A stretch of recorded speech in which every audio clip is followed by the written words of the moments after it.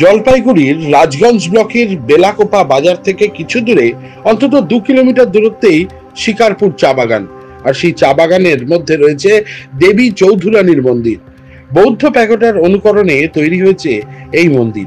স্থানীয়রা জানাচ্ছেন, ভবানী পাঠক দেবী চৌধুরানীকে নিজের মেয়ে হিসেবে মেনেছিলেন। জলপাইগুড়ির বিভিন্ন দর্শনীয় স্থানগুলির মধ্যে অন্যতম এই দেবী চৌধুরানী মন্দির। প্রসঙ্গত, ভবানী পাঠক মহাকালীর ভক্ত ছিলেন। শোনা যায়, ওই মন্দিরের দুপাশে দুটি কাঠের কালী মূর্তি ছিল। প্রথমে মা কালীর পুজো করার পর ভবানী পাঠক তার দলবল নিয়ে অভিযানে বের হতেন। ঐতিহাসিক এই কালী মন্দিরে মা কালীর মূর্তি ছাড়াও রয়েছে তিস্তা বুড়ি, ভবানী পাঠক, দেবী চৌধুরানী, গঙ্গা দেবী এবং সিদ্ধ পুরুষ মোহনলালের মূর্তিও।